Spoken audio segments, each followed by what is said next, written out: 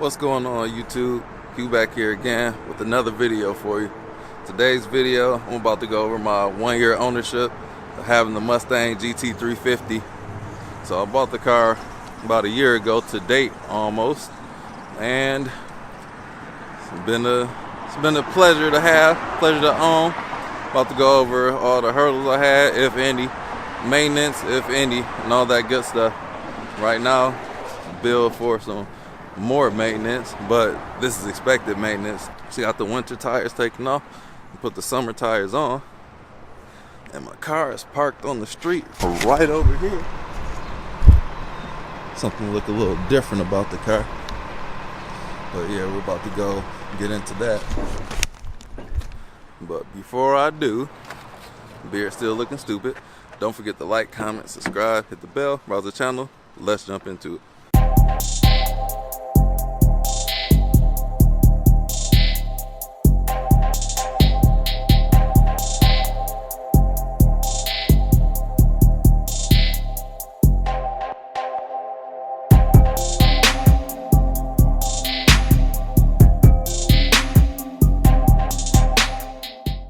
So 1 year with the GT350.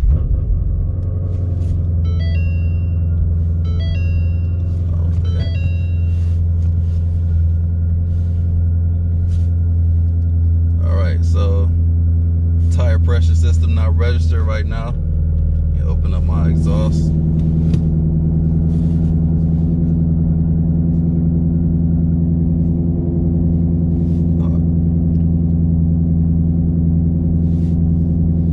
It takes a minute for it to register, or I'll go back in here and let them know. But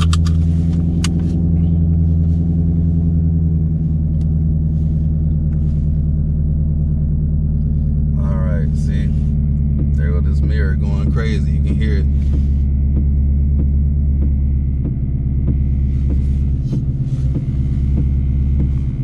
So that's the problem with all these Mustangs. That's a Ford thing in general. I posted about that in another video, and somebody said they go through the same thing, and now it's adjusted itself. So within a year, the Mustang has been pretty solid. So I only ran into a couple of issues. Main issues being the shifter had broke, but that was fixed under warranty. Another issue that I did have was the oil consumption. I thought I was good, but I wasn't. I was 4,000 miles in between oil changes. It was 5,000 recommended in between oil changes due to the sticker. I only go to the dealership, and after 4,000 miles, I was bone dry. Had some engine vibrations going through. It was riding really rough. Almost had to get it towed to the dealership. And I had just checked the oil right before that, and I knew it was low, but I didn't think it was severely low. And after a couple hundred miles, it was really bad.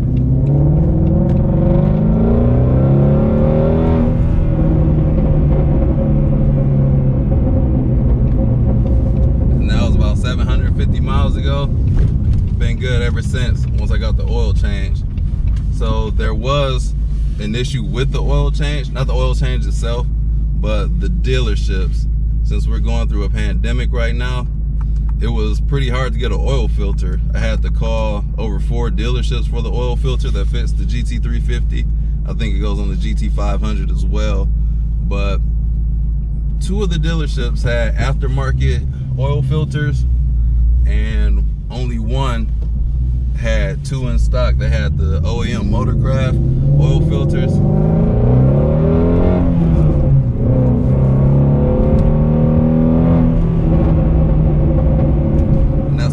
To go with.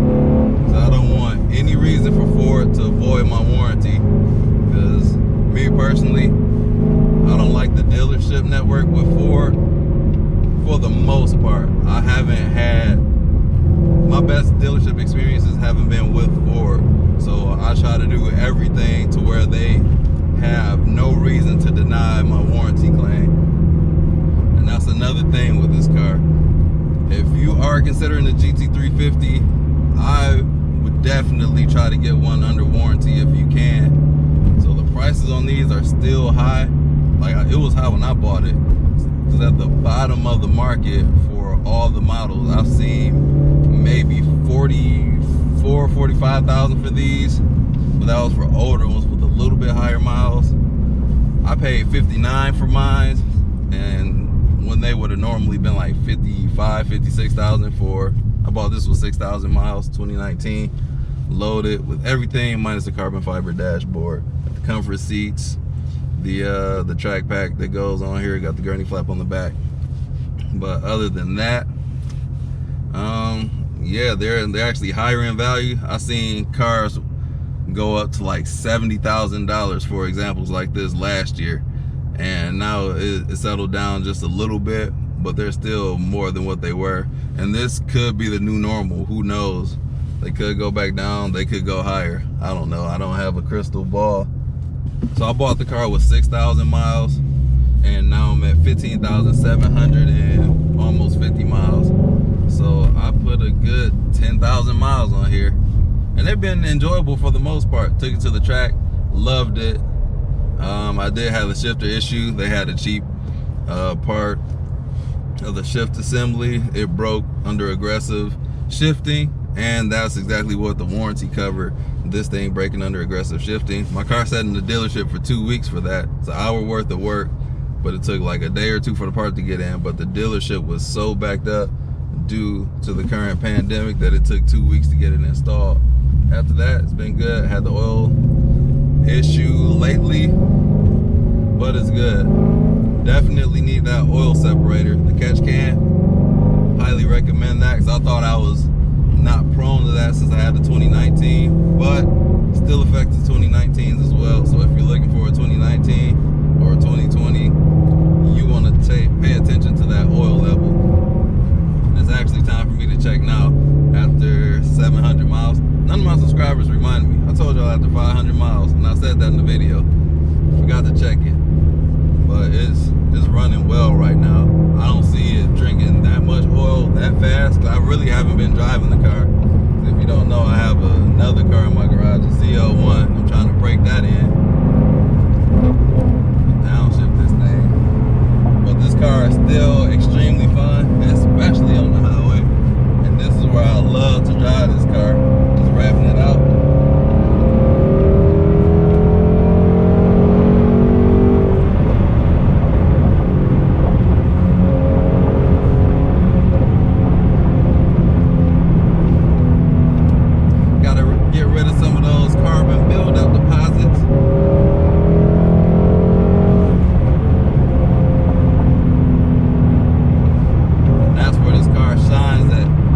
Doesn't get old to me, but it's hard to be able to get to a place where I can do that all the time.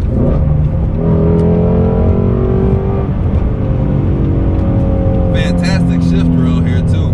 It does get a little loud and buzzy when you're just staying in that high RPM. It's the nature of the beast. A big gripe that I do have with a car that averages such poor fuel economy, the tank is tiny in here. I barely get 200 miles to a tank. I'm averaging like 12, 13 miles per gallon, and I take it easy for the most part. This is my true daily driver. Just took the winter tires off of here.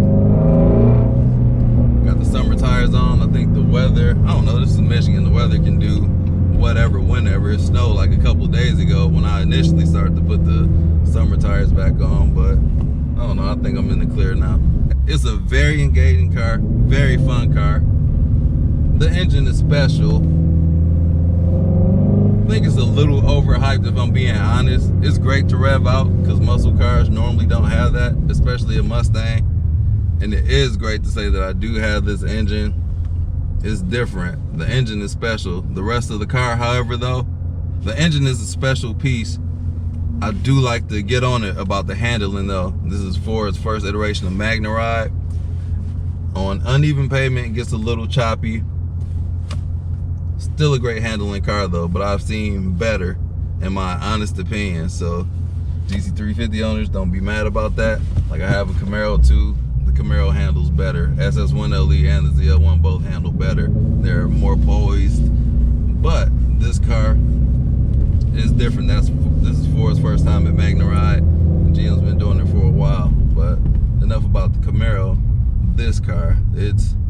this is the very good daily driver for me. That's the duties that I have, daily driving duties, and that's what this car has been. I generally have car seats in the back, but I got tires back there right now since I'm transporting my tires from home.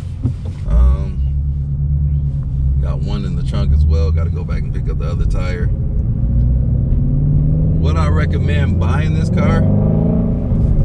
Absolutely. I would absolutely recommend it. But you got to know the history on these cars. You have to know that the owner was taking care of it. If you had one of the examples that had the oil consumption issues, that engine oil separator, or some kind of proof that they had the oil changed regularly, like that's pertinent to buying one of these things. And people say that the engine issues are overblown.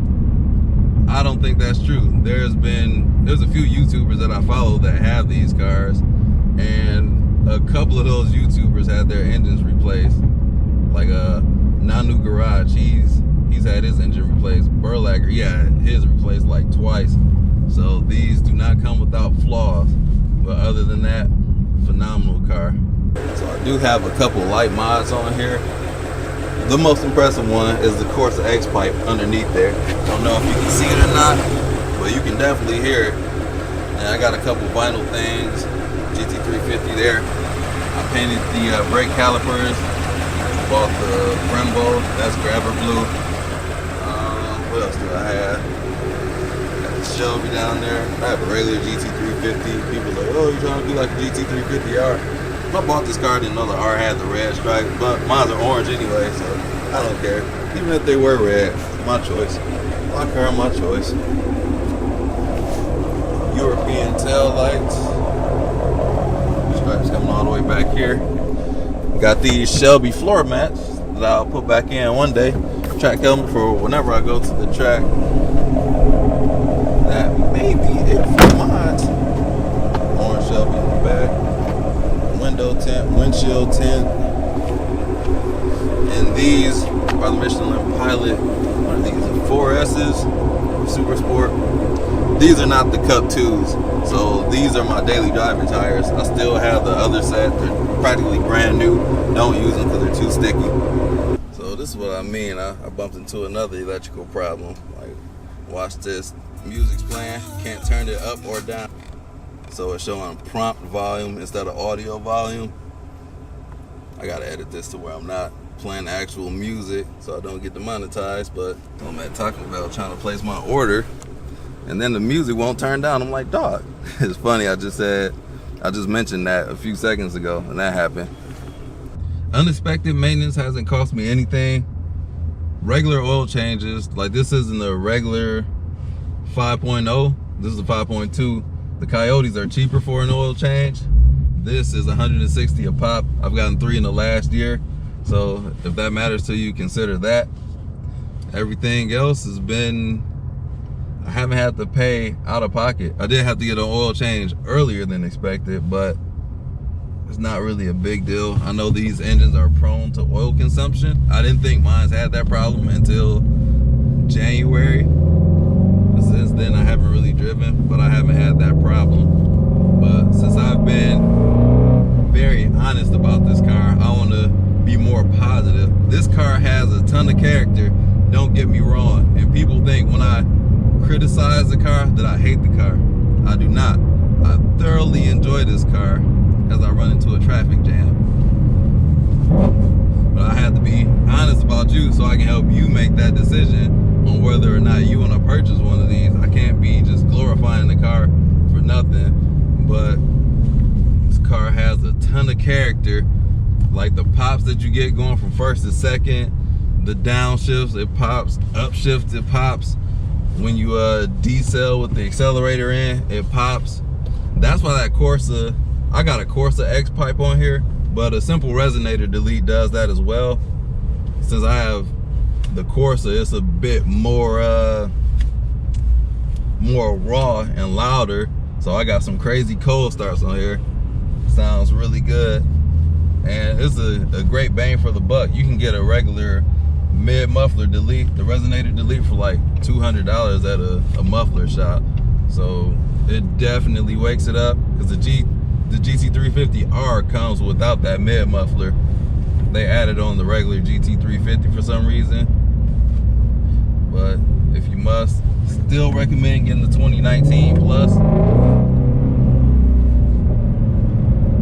Just because it has a lot of they added more bits of the GT350R, so it's like you're getting a bargain R. Even though it's not an R and doesn't retain the same value as an R, it helps it. It's well, it doesn't help the value, but it helps the car out because it handles better. They did a lot of revisions over the years. I made a video about that, like what changed over the years, what's the best one to buy. Go check that one out. But the 19s and 20s are the best in my opinion, unless you want cheaper. But even the older ones aren't that much cheaper than these. You can probably get one to like a 2016 for like $55,000 right now. So I would, if you can spring for it, I would get the newest one possible. On the track, this thing was a beast. I do think this car will be more fun on the track than my Camaros will be, but I don't know yet. I have to get the Camaro on the track. I haven't taken it to the track yet, but this car, like the noises it made, I'm like, oh my god. Go check out that video too. That was my first time driving on the actual track in my cars. Great experience. I've done it for work, but never in my car. It's a difference when it's your own money invested. Like, man, I paid 60 grand for this and I'm just throwing it around curves. For work, it's like, they can afford to replace this. They got insurance, they got it. But when it's your own, it's completely different. But that's basically been it. It's nothing to really talk about from my ownership experience for the last year. 16,000 miles.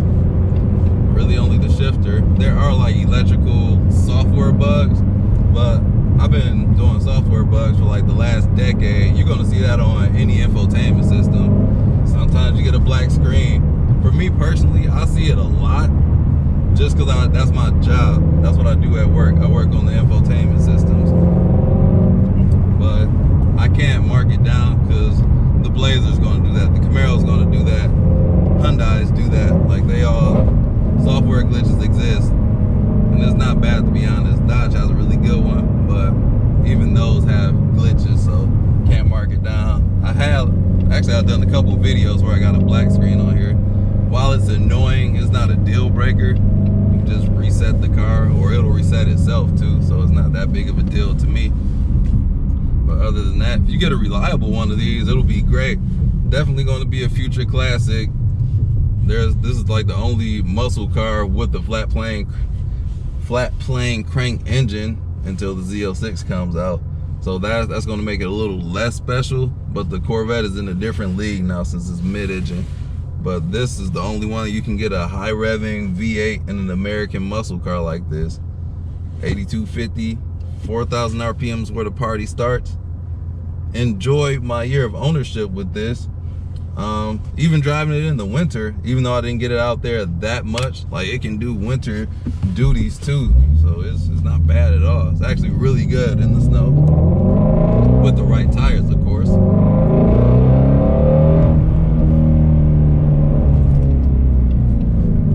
It does handle really flat.